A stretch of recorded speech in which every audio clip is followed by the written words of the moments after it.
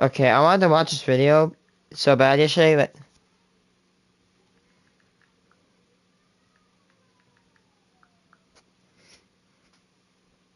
so I'm gonna watch a video about 10 tornado myths that can kill you. I really want to see this.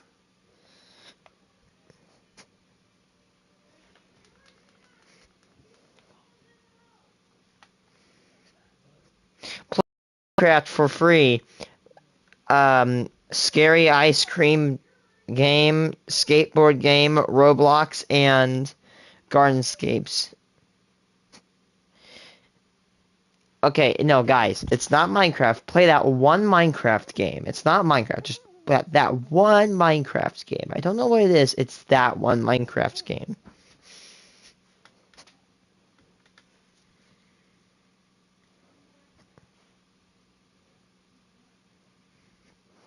Hello, it's Michael.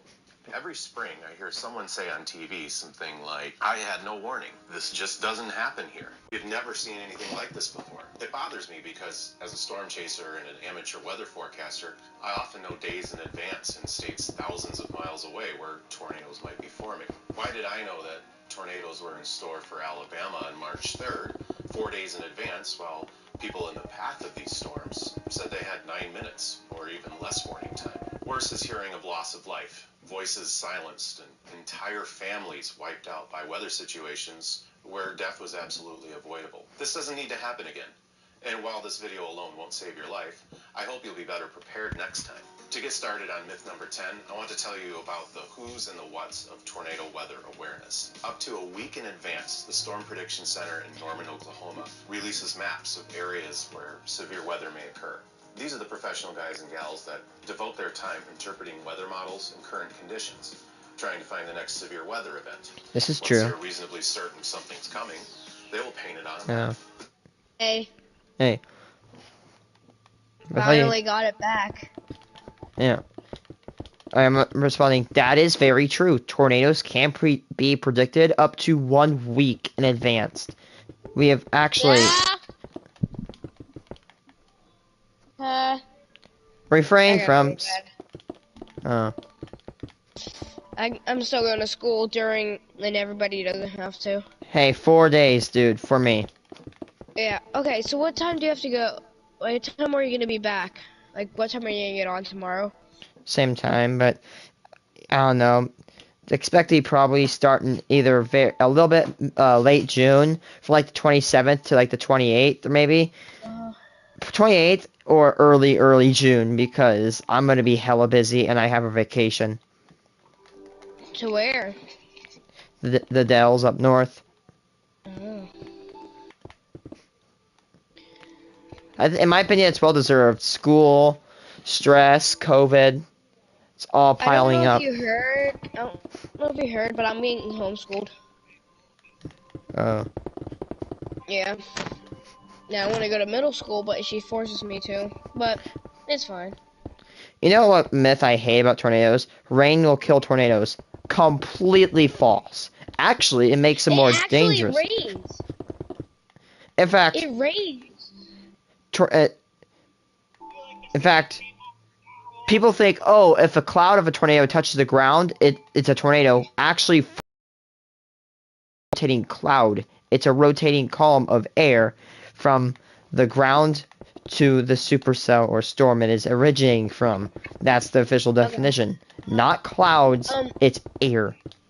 Tornadoes can't. During the summer, I may not be on as well, like, maybe like the whole day. Consistent. Like, I won't be on there for like a week, maybe even a month. Because I have 2 summer camps.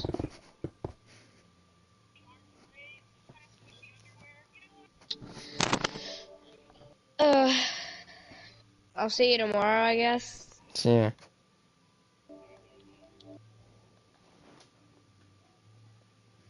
The majority of tornado events where violent and destructive tornadoes have occurred, there were at least 3 days of lead time, and sometimes more. And it's getting better all the time. The Sunday, March 3rd, 2019 event in Alabama, for example, was officially predicted the previous Thursday, almost 84 hours earlier. On the day of an event, the SPC will update these maps 5 times.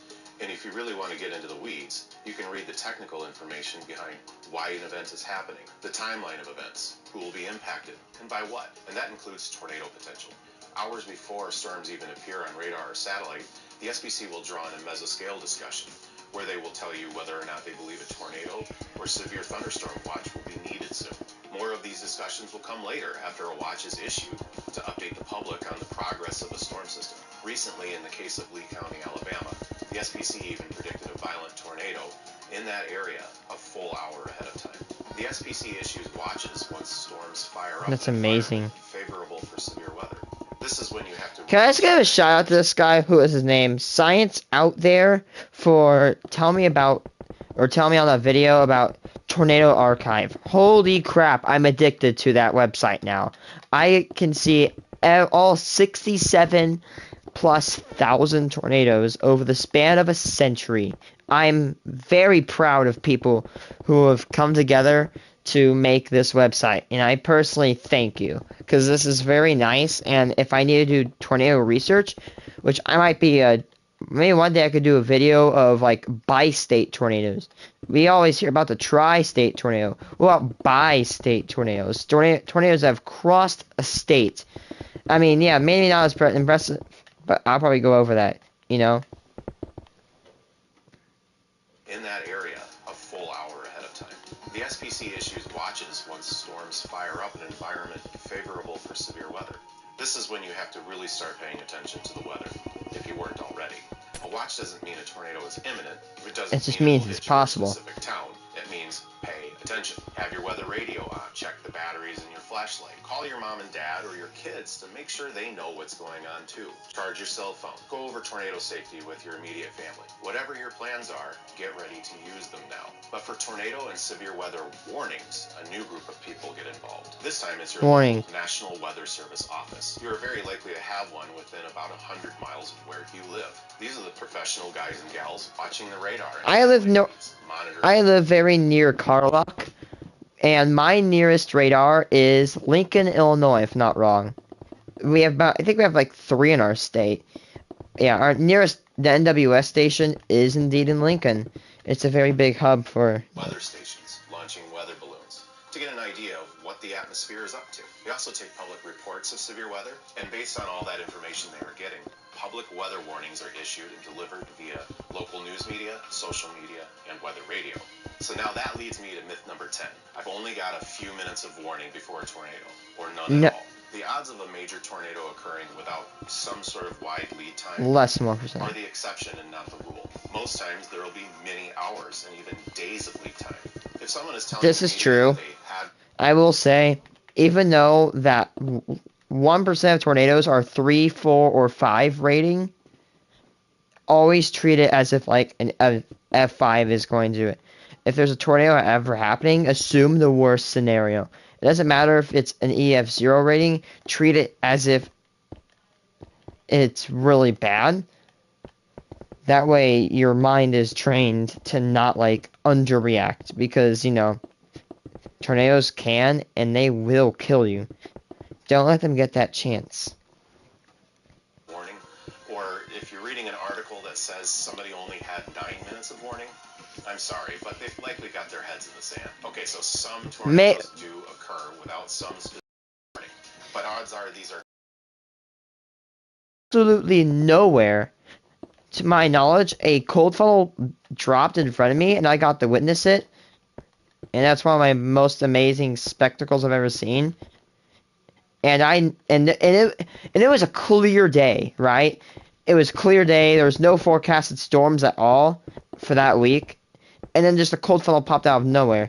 Now, cold funnels have and they can become tornadoes, but very, very rarely. And that just shows that you gotta be cautious.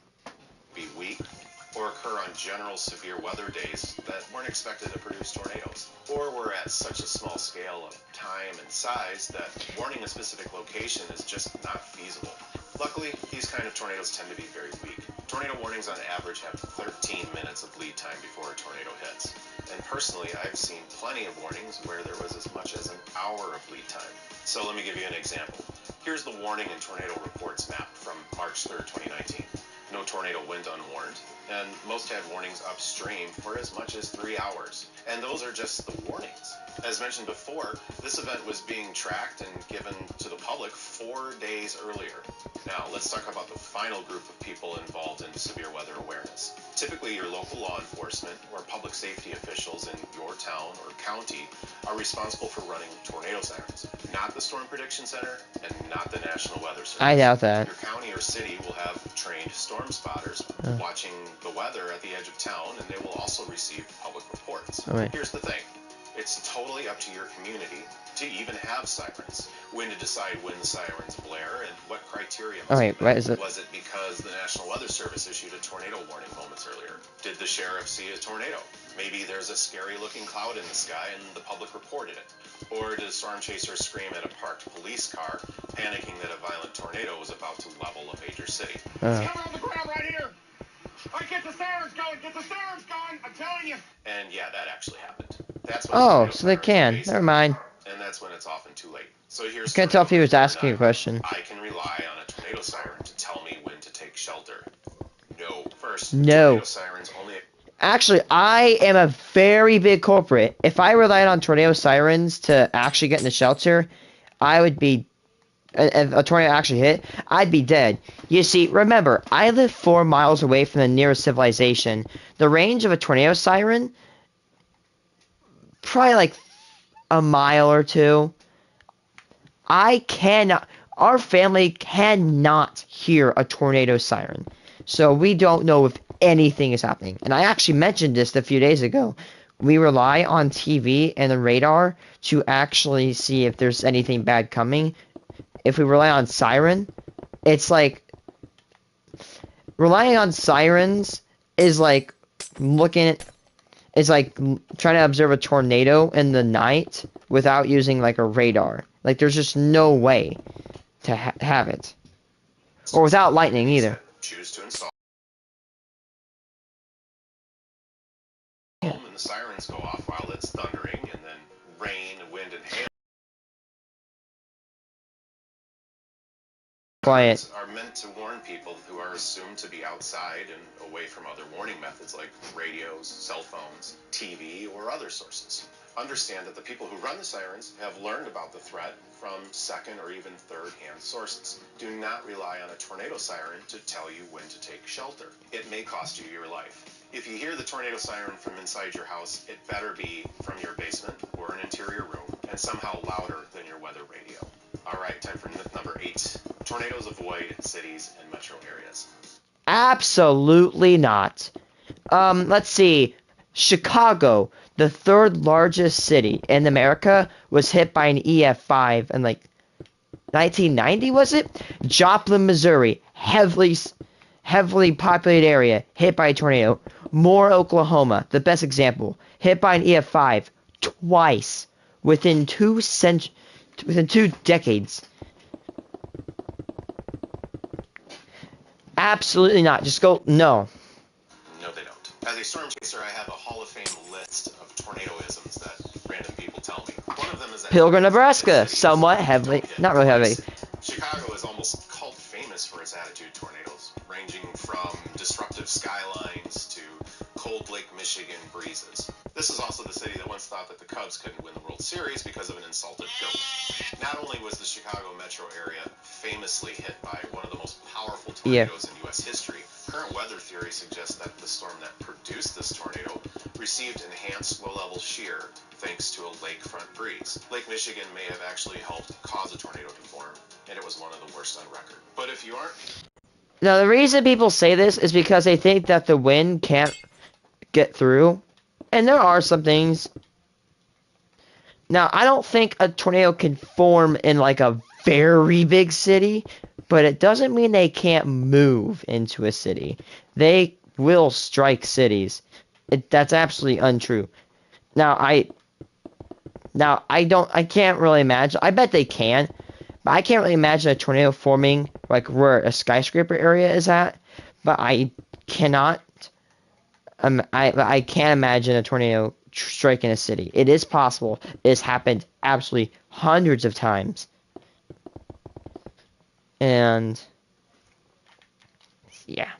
Jet. Here's one hitting Miami. Here's a tornado hitting Nashville, downtown Kalamazoo. There's one that hit Tampa. Salt Lake City, Dallas, and Bronx, New York City. Believing you are safe from tornadoes because you live in a big city can get you killed. Myth number 7. Your cell phone will tell you when a tornado is coming. Under perfect circumstances, a tornado warning alert may appear on your phone. Yeah, under perfect circumstances, I'd say. My family will learn about tornadoes first from the TV, then the phone, because tornado spotters will relay to the NWS, not the, I mean, but the local news station, then they'll relay the information. And if I'm not wrong, I have seen news stations make warnings on their own separate maps, which actually help us a lot. Yeah. As soon as one is issued and your geolocation is within the tornado warning polygon. Okay, let me rephrase that. In other words, if you have good signal, the emergency alerts are on, and if you are inside of a National Weather Service tornado warning box, you might get the alert.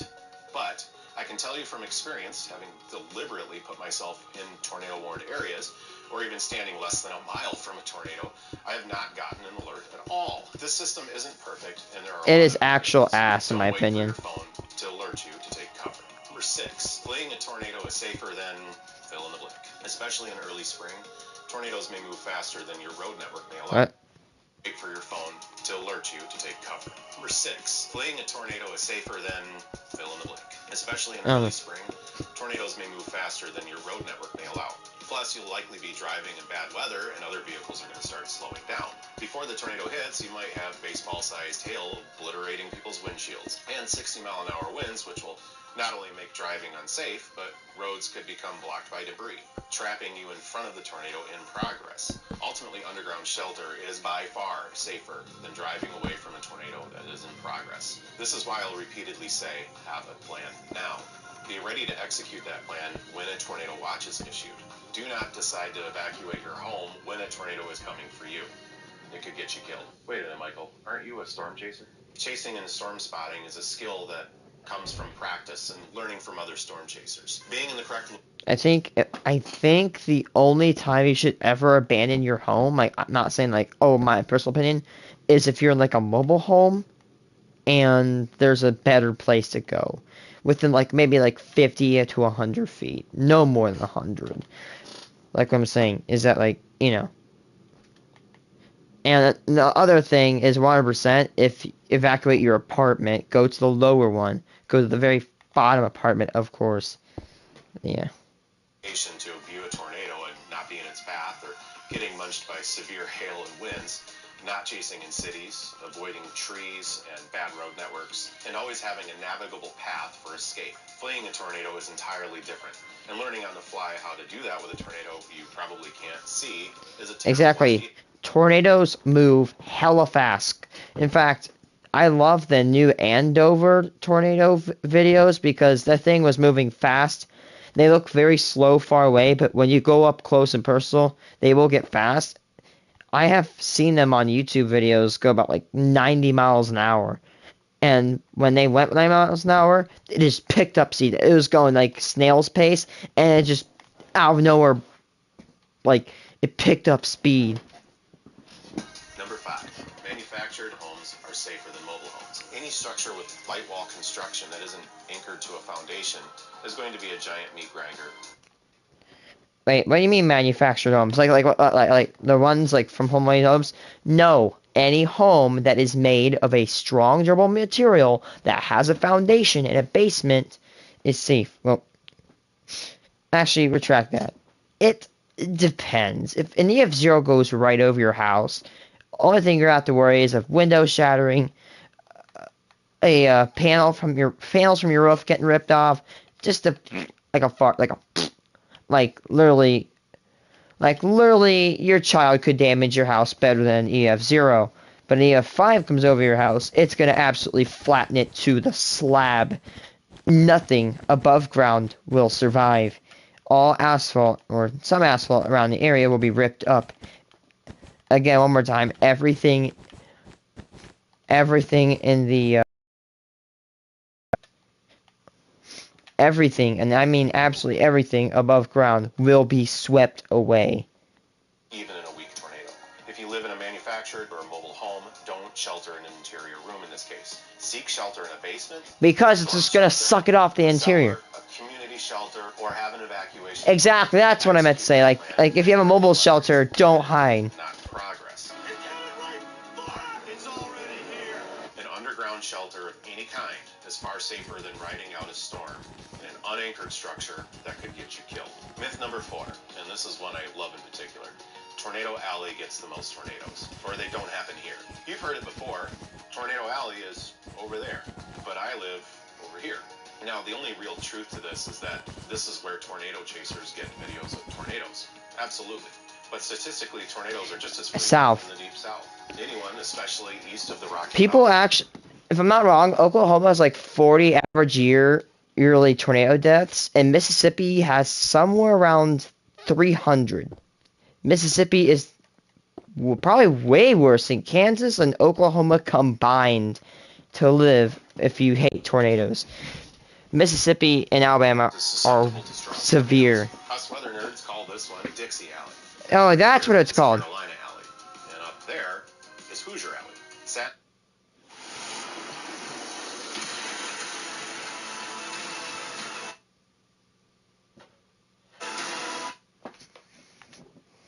Sadly, and more importantly, more tornado deaths occur in the deep south than anywhere else in the world.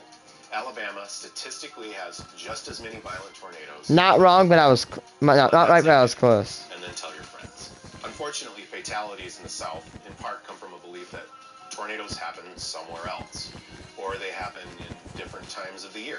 While it's true that more people live here than on the plains, that belief that Tornado Alley is over there manifests itself in public attitudes, building construction, and preparedness. People think tornadoes can't be anywhere. Tornadoes, the only way to really be safe from them is to be somewhere very, very cold. Like Alaska, I've seen it. Since 1950, Alaska has had like literally less than 5 EF0s. The safest areas to live during a tornado is the West Coast. And I think, in my opinion, the West Coast, excluding not Canada, California, I think one of the best states for tornadoes is probably Nevada. I went on Tornado Archive, and I've seen barely any in Nevada. Tornado Alley is a place somewhere else could get you killed. Number 3, deadly tornadoes only happen in hot summer weather. This No. is very wrong, and it's a Actually, wait, when was this? Very, very wrong, actually. In December of last year, you probably remember me announcing this on my stream if you've ever, like, chain watched my stream. A tornado ripped right through the Quad State, or I think it was the Quad State. It killed 80 people. That is a lot of people to be killed by a tornado. Usually they kill, like, less than 20. For one to kill 80 people is insane. And it occurred during December. It was cold as hell. And that day, it was warming up a little bit. It was still cold. And December is dead ass in the middle of winter. So that is absolutely false. And why some people get caught off guard. In fact, I would go so far as to say that hot summer weather is actually not very good at all for strong tornadoes. Most tornadoes occur in the spring. Here's the SPC's statistical graphics showing when tornadoes are most likely to occur. Yeah. May is I think May is the worst month for tornadoes. May is very severe with tornadoes. June is going to kind of drop a little bit down. But, what's it called? Hot weather, if it's too hot, tornadoes have a tough time forming, but they can form. As long as there's both ingredients. Yeah. Given year. March and April are the most threatening months for Mississippi and Alabama. It's not uncommon for a storm system in early spring to bring tornadoes to any region. I'm sure you've used it before. If you don't like the weather in your state, wait 5 minutes. Yeah, we all say that. Okay, except Hawaii. Major spring tornado outbreaks have occurred as far north as Michigan and other northern states. Winter isn't exactly safe either. Last December, a damaging tornado rolled right through a major town in Illinois. In November of 2013, a destructive tornado rolled right through Washington, Illinois. That was mine. That one he just said, the Washington one, literally threatened me. It almost was going towards our house. Even though we didn't live in Eureka. Dude, that was a scary ass day. I remember that. Hiding in the basement and being scared out of my mind. That was a hellish day. I don't want to relive it. Know full well, May is the month to be the most wary of, but major events have occurred in other months, like October as well. And Later December. In spring, the main threat moves north to the upper Midwest. Meanwhile, hot weather and other factors in Texas and Oklahoma and the deep south begin to limit tornado potential. The point is, waiting until summer or hot, humid weather to be prepared for severe weather, and especially tornadoes. I always wait till May. Alright, number 2, let's go for some shelter myths. This one is for baby boomers and Gen X especially. Don't open windows. This just wastes time. Tornadoes will happily open them for you with flying debris. This is a holdover from 1950s era tornado safety. Why would you open your window during a tornado? The best way to protect yourself is to hide yourself. The thing is that if you open your window with a tornado, not only will debris get in, an updraft will go into your house, push up on your roof, and it'll rip it right off. And then if you're hiding in an interior, it's easier to get yourself killed. And it hung around for a couple of decades, well after it was debunked. Wasting precious time. You don't need to open your windows just because I'm coming. I'll take care of that for you. The absolute best thing you can do, say it again, is to get underground immediately. Better yet, when threatening weather is forecast, watch TV or play video games with your NOAA weather radio on. For well-constructed homes that don't have a cellar, go to the interior room, such as a bathroom or closet. Put as many walls as you can between you and the outside. Protect your head. Wear a bicycle or DOT helmet if you have one. Exactly what I said. As small of the target as possible from flying debris. Mobile, manufactured homes, or any home of questionable construction quality, or if you have any doubts and don't have a basement, know a good place to shelter nearby. Make friends. Get there in as little time as possible. Be prepared to execute this plan long before tornado warnings are issued. Don't just wait for severe weather to come in range. If none of the above options are available to you, install a shelter like Tim Marshall suggested, for example.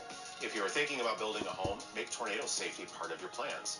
If you can't build a basement, look into custom above-ground tornado shelters, safe rooms, or just fortified interior rooms, and see if that can be incorporated into. I thought about installing like a deep fallout shelter within my home. Ask your builder. Like if I ever build one when I'm like age 40 or whatever. Is the home secured to the foundation? Will it meet or exceed code?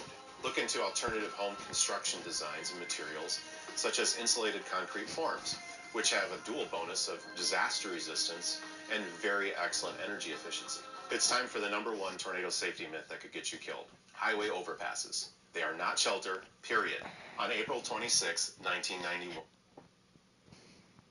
If a tornado is coming right from my way, I'm going to take my chances in the car. Because at least with the car, imagine this. If you're getting thrown around in a tornado, and if you hit the ground, you're dead instantly. If you hit the ground in a car, and it doesn't crumple, there's a chance you could survive that. Like, what's it called? Like, because the car is a 100% protection. Yes, you might break a bone. You might break your leg. You might walk out almost half dead. It's better than walking out full dead. In my opinion, let's see what he says. A film crew was losing ground against a tornado on the Kansas Turnpike, north of Wichita. Watch back, Drake's catching us. You gotta go, buddy. You gotta really go. And again, let me remind you of tornado myth number 6 while I'm at it. Cameras still rolling, they parked under an overpass and hid under the steel girders underneath the bridge. Luckily for them, the center of the tornado passed just to their south, bringing the weaker northern flank of the tornado over where they were hiding. Even luckier, the type of overpass they hid in allowed for things to hold on to and 3 sides of protection. Overpasses like this are more the exception than the rule. Had this been a more direct hit or a less useful overpass, I'd be worried about it falling on me. been very different. Just seconds before, a car parked in the ditch was lifted and tossed, seriously injuring the driver. There's another lesson there, too. Sheltering in your car isn't a good option either. Take these storm damage pictures as evidence. You don't want to shelter in a car. That's why I was worried about sheltering in a car.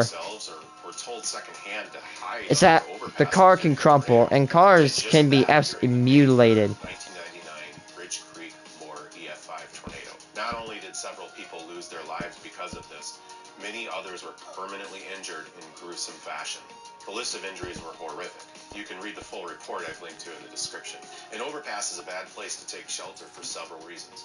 Tornadic winds above ground are actually higher than at the surface. Overpasses create a wind tunneling effect that increases wind speeds. These winds can actually suck you right out of the overpass. When that happens, you have nothing but concrete and steel surrounding you to bounce you around like a ping pong ball. Honestly, the number one thing you need to do is to avoid getting into this situation in the first place, which means being weather aware even while you are traveling.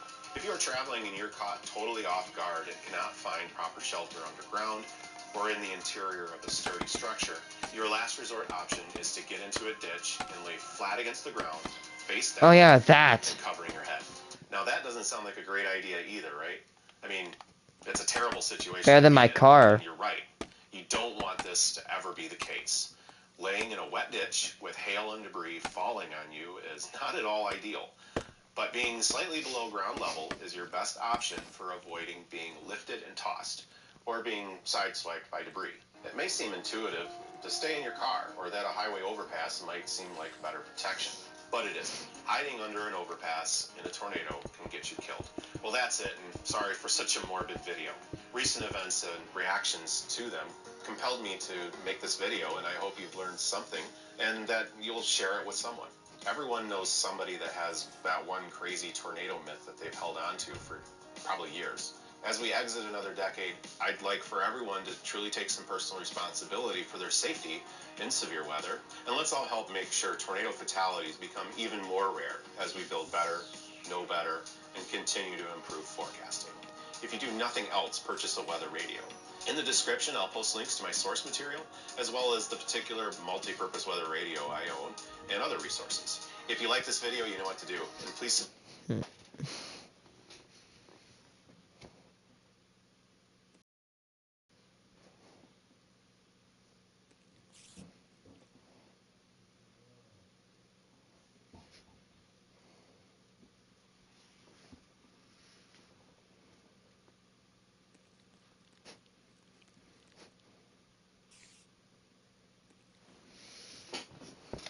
Nope. El Reno lessons from the most dangerous tornado in storm observing history. On May 31st, 2013, Dude, it's almost 9 years. In 3 days, it'll be 9 years since we've seen an EF5. But do not celebrate. Do not cheer. Because we're long overdue. Basically, put it in the simpler terms, the United States has not paid its quote-unquote tornado tax for 9 years, and now the tax man is...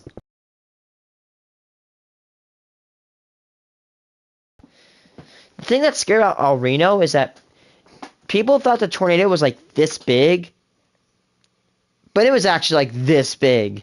People underestimated it, and they thought that the subvortices were actually the size of the tornado itself, and a lot of people... Not a lot, but the entire Twistix team was destroyed and killed. Their car mangled, all 3 of them killed. A large and powerful tornado formed near El Reno, Oklahoma. Up to 2.6 miles in diameter, this tornado produced winds near 300 miles per hour, ranking with some of the most intense tornadoes in history.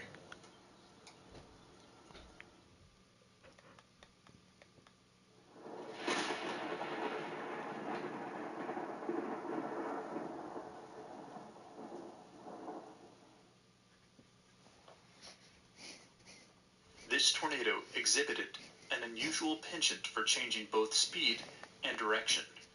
Forward speeds ranged from nearly stationary to over 50 miles per hour, while the direction of movement spanned over 360 degrees, looping over Interstate 40. This made safe observing at close range almost impossible. The high precipitation character of the parent thunderstorm made viewing very difficult for storm spotters and chasers. All of these factors combined to produce an incredibly dangerous situation in which many storm observers were forced to flee for their lives. Unfortunately, not everyone made it out. That's the scary thing. If you look at tornado chasers maps during El Reno, they're not chasing the tornado. They're running from it. They're fleeing for their damn lives. For this tornado, there was almost no chasing. There was running from the inevitable. Among the 8 victims, Tim Samaras were well-known storm chasers. Twist Tim it. Samaras, Paul Samaras, and Carl Young, as well as at least one other storm observer. Yeah, there was a dude from Discovery that In view died. of this tragedy, we deem it important to document the lessons that this storm has pressed upon the chasing and spotting community. We hope that this documentation will reduce the risk of another such tragedy.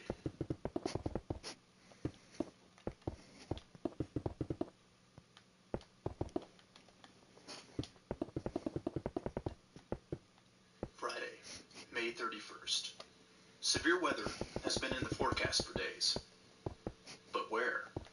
And would a tornado threat exist? El Reno. Forecasters are convinced that a potent combination of atmospheric ingredients will set up over central Oklahoma.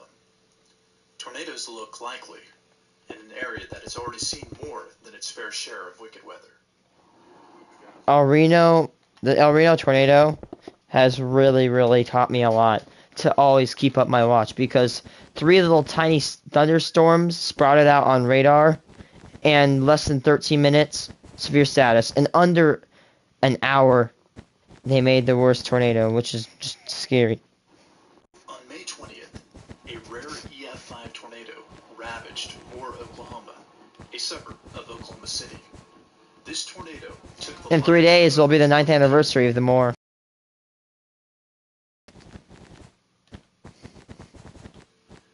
Similar to the 20th, a large, slow-moving upper tropospheric trough is positioned over the plains. The southern periphery of this trough features an intense mid to upper tropospheric jet, which has initiated strong southerly low-level flow. Very rich moisture is moving toward the plains. In the middle troposphere, strong westerly winds are transporting a cool, dry layer of air over the warm, moist layer to the east. The overlap of these 2 air masses is creating a zone of conditionally unstable air over the southern plains and the upper Midwest. Conceptually, conditional instability is similar to the hot air balloon. Hot air is less dense than cold air at the same pressure level, so the balloon rises. This force is known as buoyancy. Gravity acts in the opposite direction. If buoyancy is greater than gravity, an upward force is created. Instability can be measured from weather balloon data. These balloons rise through the troposphere, creating a vertical profile of temperature, humidity, and winds. During the early evening, a weather balloon is launched from Norman, Oklahoma, revealing a vertical profile of the troposphere. The environmental temperature with height is in red. The parcel temperature, analogous to the hot air balloon, is the dotted line. Notice that the parcel temperature is much greater than the environmental temperature. This means that air originating from the ground will rise with great force once the environmental temperature is cool enough. The total difference in the 2 temperature traces is known as the convective available potential energy, or CAPE. The area between the 2 temperature traces determines the value of CAPE. All of this energy is contained by a warm, dry layer of air known as the cap. This layer of air originates in the desert southwest. It prevents thunderstorm development through most of the day, generally until peak heating. When it breaks explosively, similar to the effect of removing a lid from a boiling pot of water. The combination of rich Gulf moisture with cool, dry air above has led to the development of extreme instability. CAPE values reach as high as 6,000 joules per kilogram in southwest Oklahoma. A surface low pressure has formed over southwestern Oklahoma. Oh. backing the flow in central Oklahoma from south to southeast. In addition to strengthening convergence in southwestern Oklahoma that may lead to the initiation of thunderstorms, this is also increasing the turning with height in the troposphere, leading to stronger vertical wind shear. In the middle troposphere, winds are from the west and southwest, generally above 40 knots over the southern plains. Combined with the backed surface flow, this has led to the development of deep layer shear more than 40 knots. Given the extreme instability, conditions have become more than sufficient for rotating thunderstorms. To illustrate, we turn to the paddle wheel. If water at the top of a paddle wheel is flowing quickly and water at the bottom is flowing slowly, the paddle wheel will tend to rotate. This effect also occurs in the atmosphere, since air is a fluid. Here is an image from a developing thunderstorm on a day when tornadoes occurred nearby. The winds at the top of this towering cumulus are much stronger than at the bottom. Is that what This makes the causes overshooting tip? developing storm to lean down Or is it sheer. just a mesocyclone? Unseen by the eye are numerous horizontal circulations. The formation of supercell thunderstorms, from which tornadoes develop, begins with these horizontal circulations, Yep. created by differences in wind speed. Then and humidity direction. or hot air tips When it a up. developing thunderstorm updraft encounters a circulation, the circulation is tilted upward by the updraft into the shape of a horseshoe. This creates circulations spinning opposite directions. The northern circulation spins clockwise, and the southern spins counterclockwise. The wind pattern often favors strengthening of the southern circulation, while the northern circulation tends to dissipate. The southern updraft continues to strengthen as an adjacent downdraft forms, created in part by precipitation. This precipitation is wrapped around the updraft, creating the characteristic hook echo. A supercell is born. The stage is set for intense supercells. A stationary boundary, generated by previous convection, is positioned over Interstate 40 in central Oklahoma. It is adding fuel to the proverbial fire. It is simultaneously enhancing the low-level shear while creating a focus for convective initiation at its intersection with the dry line. Visible satellite imagery shows partly cloudy skies in central Oklahoma, warming the air near the stationary boundary, providing power for explosive updrafts. It is 4 p.m. The atmosphere is primed for the development of intense thunderstorms. Radar shows a number of attempts at thunderstorm initiation west of Oklahoma City, but as of yet, nothing has developed. However, on the ground, cumulus are seen towering high just west of Oklahoma City, indicating that thunderstorms will initiate soon. Storm chasers are beginning to converge in the small town of El Reno, as the location of key boundaries strongly hints that it will be ground zero. Around 4:30, the capping inversion, the layer of warm air that often suppresses storm development in the plains, breaks in a northeast to southwest line about 50 miles west of Oklahoma City. Several storms rapidly form, reaching heights well above 50,000 feet. Still, considerable uncertainty remains concerning which storm or storms will dominate. This storm, approximately 15 miles west-southwest of Calumet, quickly develops mid-level rotation. Radial velocity shows a weak but classic rotational signature about 10 miles west of El Reno. At the ground, storm observers note a rapidly rotating wall cloud just south of the interstate. The National Weather Service issues a tornado warning. Unconfirmed reports of a large tornado are hitting the TV airways.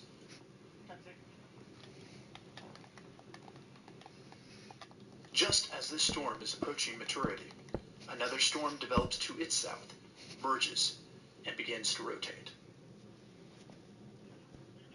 Shortly after 6 p.m., a vigorous circulation develops rapidly 10 miles southwest of El Reno. Man, it's like the entire mesocyclone was dropping. As another large, rapidly rotating wall cloud. Within Within 2 minutes of its development, a ground circulation develops. The El Reno tornado has begun. The tornado immediately shows strong multiple vortex structure.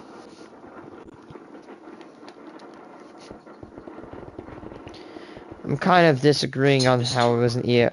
I think it was F5 EF3. A traditionally safe spot if a tornado is moving northeast.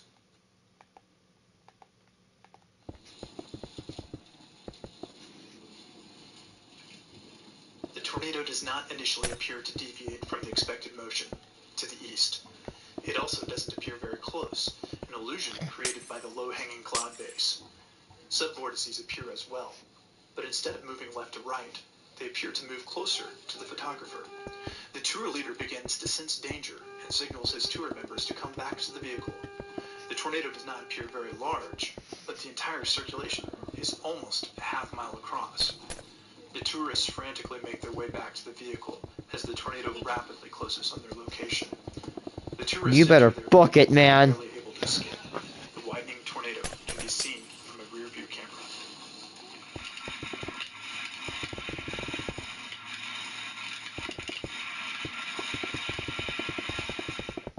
It is about 6:06 p.m. The Tempest tour group is making their escape just south of the tornado. Meanwhile, Brennan Sullivan and Brett Wright are stopped along Childs Road, just south of Reno Street, filming the developing tornado to their west. The tornado appears to be a half-mile away, which should leave enough time for a safe escape. What they don't realize is that the tornado has expanded to 3/4 of a mile wide, and the forward speed has increased to 35 miles per hour. The edge of the tornadic wind field is close, and closing. Realizing the danger, Sullivan and Wright begin to pack up their gear.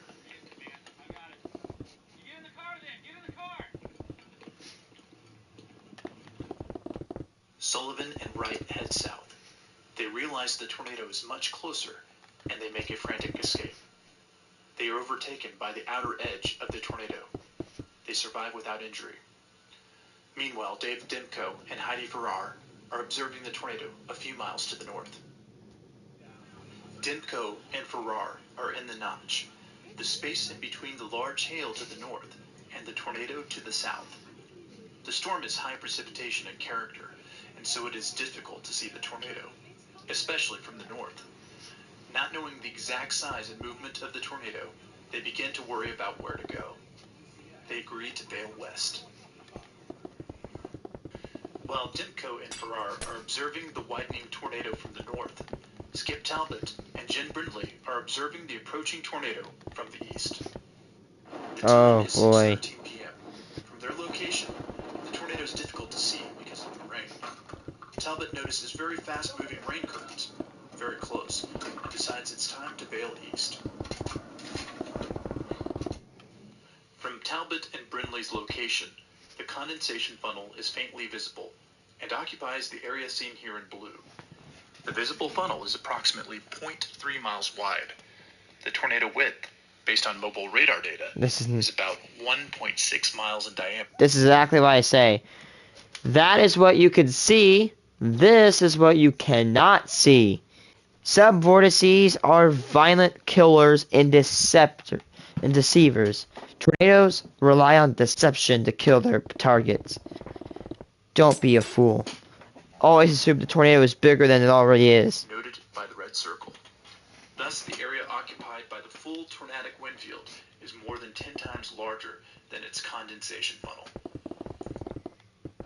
In this modified version of Talbot's video, you can see how large the tornadic wind field is compared to the condensation funnel.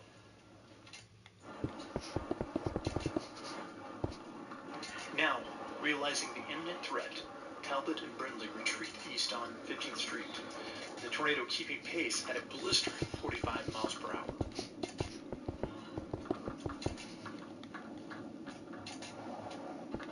While they are fleeing, Ray Bohack and his crew are following the tornado on Reno, just a few miles northwest of Talbot and Brindley. They watch as the large tornado intensifies in front of them. It is 6:15. The tornado is difficult to see, enshrouded by rain and debris. Suddenly, two more tornadoes appear.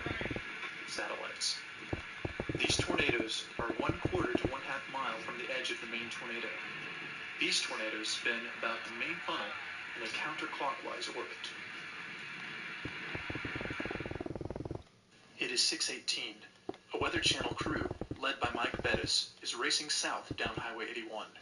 Meanwhile, Richard Henderson is trying to beat the tornado to the east, his progress delayed by a chaser traffic jam. Near the intersection of 15th Street with Highway 81, the tornado appears as a wall of condensation. Mikey Gribble shoots video to the west along 15th Street as the Weather Channel crew is frantically attempting to get past the tornado a mile to his west. They do not make it.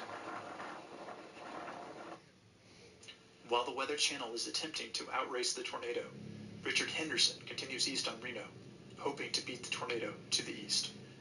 Hindered by the blinding rain and powerful winds, Henderson stops. With brutal force, the tornado overtakes him. He does not survive. Yeah. The lead car of the Weather Channel crew is hit by a subvortex within the larger tornado, and their vehicle is rolled almost 200 yards. The car is badly damaged, and all airbags are deployed.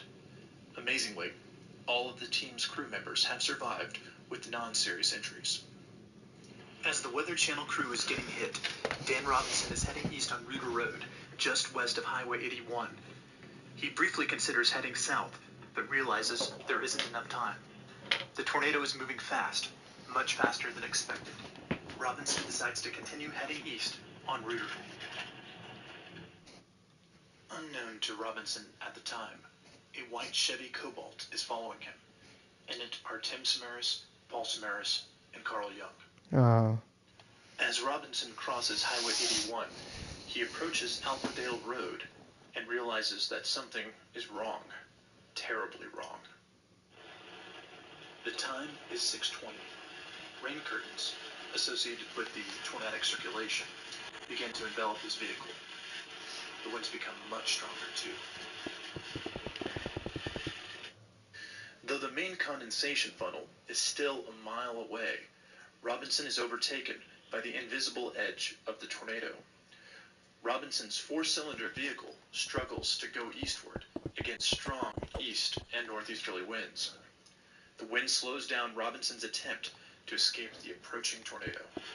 Visibility is very low, as dust and precipitation bands periodically hide the road in front of him. The tornado is just to Robinson's south. To make matters worse, the traction control on his Toyota Yaris engages, reducing power to his wheels. Robinson struggles to stay on the road. Not long after passing radio, Robinson clears the future path of the core flow, with winds now approaching 300 miles per hour. Less than a half mile behind Robinson, a powerful subvortex is swinging northwest. The vortex is riding out the storm alongside the road near a creek.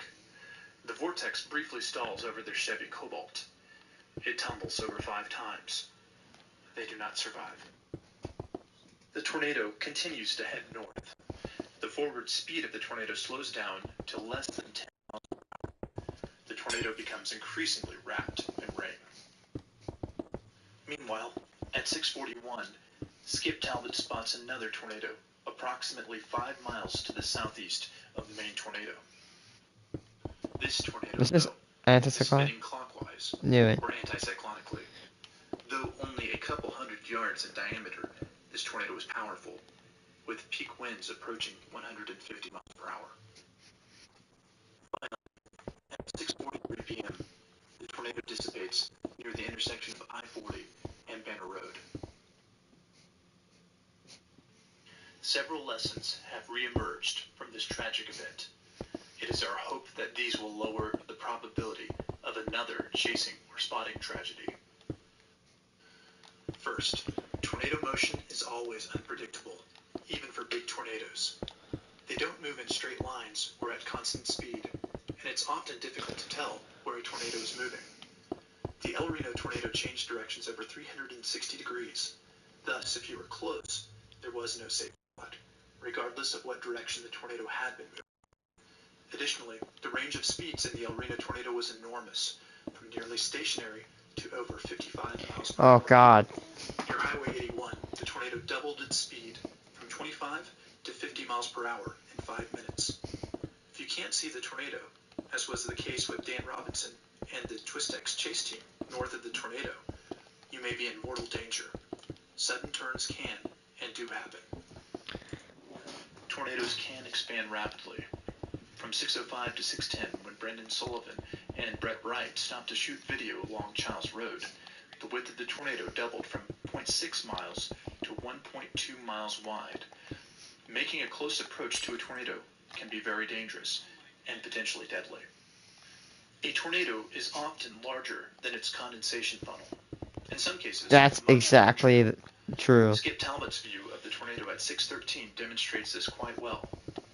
The tornado appeared to be 1/3 of a mile wide, but the tornadic wind field was well over a mile wide. In the case of the Twistex group, it is quite likely that they thought they had more time to escape the tornado than they actually had, since the outer edges of the tornado were not visible. However, the easterly winds inside the uncondensed tornadic circulation were powerful enough to hinder their escape en route, resulting in tragedy. When big tornadoes occur, they are often accompanied by other tornadoes. These additional tornadoes present a big problem for those trying to observe storms safely. The first type is the satellite tornado. At 6:15 p.m., multiple satellite tornadoes were observed on the west and south side of the El Reno tornado. These tornadoes generally occur within a mile of the main tornado in any direction. Close observers are particularly vulnerable to this type of tornado. The second type is the anticyclonic tornado. This type of tornado spins in the opposite direction of the main tornado. While the El Reno tornado was wrapped in rain near I-40, a powerful anticyclonic tornado with winds up to 150 miles per hour developed to the southeast of the main tornado. Typically, these tornadoes form to the right of the hook echo, a fair distance away from the main cyclonic tornado. The final type of danger comes from new tornadoes forming in new circulations within the parent thunderstorm. They generally form downstream of the existing tornado. The notch of a high precipitation supercell is extremely dangerous. It is why core punching, approaching the tornado from the rain and hail, is so perilous. This is the area of the storm immediately to the left of the tornado and just to the right of the large hail. Those in the notch are in danger of the sharp left turns that tornadoes often make when they are dissipating. If the tornado can be seen, successful escapes can be made. However, heavy rain may hide the tornado. In that case, radar updates may be the only way of knowing where the tornado is located. But in the case of the El Reno storm, the tornado moved 2 miles north in less than 5 minutes, less than the interval of a WSR 88D volume scan. Additionally, the radar cannot pinpoint the exact location of the tornado with certainty. So you should not depend on radar to know where the tornado is. And even if the position of a tornado is known, strong inflow winds may hinder a quick escape. This almost certainly was the case for the Twistex team on Reuter Road. As mentioned previously, new tornadoes are always a danger in the notch. And of course, there's the lesser threat of very large, glass-breaking hail in the core of the storm. In the path of an approaching tornado, a quick escape may not be possible. A lack of good road options, poor road conditions, or even traffic may hinder a safe escape. True there. In the case of the El Reno tornado, numerous traffic jams were reported. It appears that these traffic jams may have resulted in the deaths of at least 3 people in 3 different cars.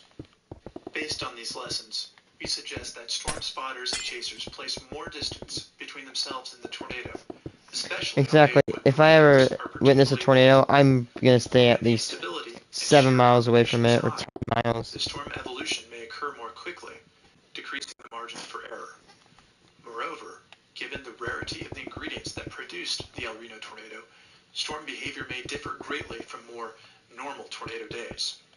For example, on June 8, 1995, a very large tornado accelerated to nearly 60 miles per hour near Allison, Texas, before slowing down to nearly stationary. You may have seen videos of people who escaped death and serious injury when their vehicles were hit by the El Reno tornado.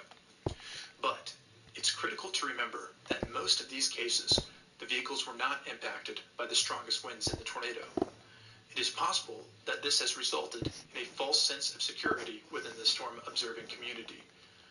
The most powerful winds in a tornado are located in subvortices, which are smaller tornadoes within the larger circulation. These are the vortices responsible for leveling one house but leaving a house next door unscathed. Given the small area they occupy, the probability of being hit is actually rather low. However, as the number of close encounters increase, the odds increase that more chasers will encounter these deadly winds. This is especially true now, given the growing trend of extreme chasing. Remember that no footage, report, or data is worth your life. Of the 8 deaths in the tornado, at least 4 were chasers. There will always be more storms. In memory of Tim Samaras, Paul Samaras, and Carl Young. God, it sucks.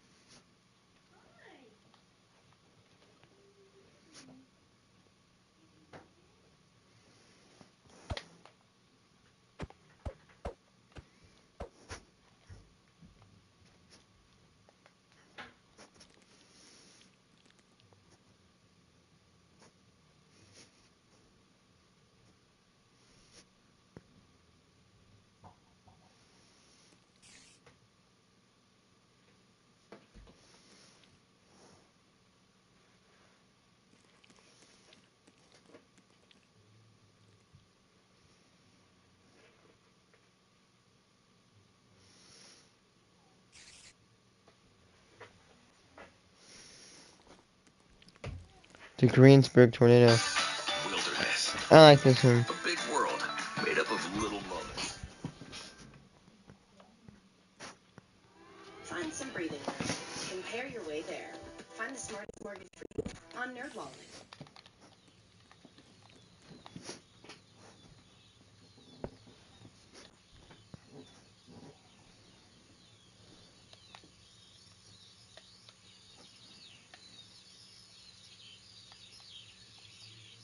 On May 4th, Creeper. 2007, a textbook tornadic dryline setup would materialize in the Great Plains, and the ensuing outbreak would consist of multiple large tornadoes, most of which after dark.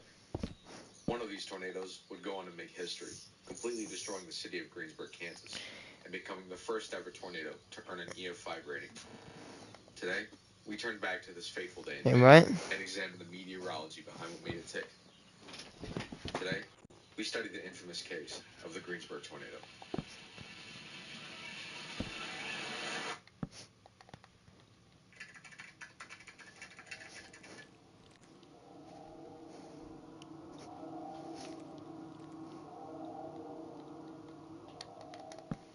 The 2007 tornado season leading up to May had been a season of highs and lows, with the months January through April adding up to an almost perfectly average tornado season up to that point. The first EF4 in U.S. history would happen in Kansas in late February. The very next day featured a large outbreak in the southeast, with 2 more EF4s, one of which struck Enterprise, Alabama, killing 9 people. March 28th saw a handful of long-track tornadic supercells in the western plains. Come on, all straight up. That's weird. The only other notable event to occur was an outbreak sequence from April 20th through to the 27th, which spawned over 90 tornadoes altogether throughout the United States. Significant. Fast forward to May 4th. A deep mid-level trough has moved in from the west. It is centered over the Rocky Mountains, but has begun to eject over the plains. A surface low forms in western Kansas and draws in warm, moist air from the Gulf of Mexico toward the plains. A classic spring dryline setup is taking shape. Meteorologists are on high alert. A worrying combination of shear and instability is forecast to come together in the region. The SPC demarcates a level 4 out of 5 large hail and strong tornadoes. They're forecast to reach well into the mid-80s, which, combined with the moist air from the Gulf, results in Cape values well in excess of 3,000 joules per kilogram throughout the region. An EML is also present over the plains, which, in addition to increasing Cape, creates a capping inversion to keep storms from initiating before the proper conditions for tornadogenesis are in place, as well as keeping storms isolated when they form. In the plains, the low-level jet plays a huge role in tornado setups. The low-level jet, or LLJ, is a fast-moving stream of air about a kilometer above the surface that, when present, causes a substantial increase in low-level shear and storm-relative flow, both of which are crucial ingredients for tornado development. There's that If other necessary spin. the increased tornado potential. Famously, the low-level jet is known to strengthen rapidly in the evening in response to a pressure differential caused by higher elevations cooling faster than lower elevations as the sun sets. This effect is most pronounced and most common in the Great Plains. The low-level jet that materialized during the evening of May 4th was particularly strong. Combined with the high instability, Yeah, Greensboro got really wiped off the map. This sounding is representative of what the background environment in southwest Kansas looked like that evening. Readily apparent is the large K profile, showing an explosive amount of convective energy in the atmosphere, like a bomb waiting to be set off. In no small part to the screaming low-level jet in place at the time, resulting in 0 to 1 kilometer. He issues mesoscale discussion number 685, including parts of western Kansas. Anticipating the development of supercells. I'm gonna stop streaming. I'm sorry. The environment is primed. The day has all the makings. I'll come back tomorrow.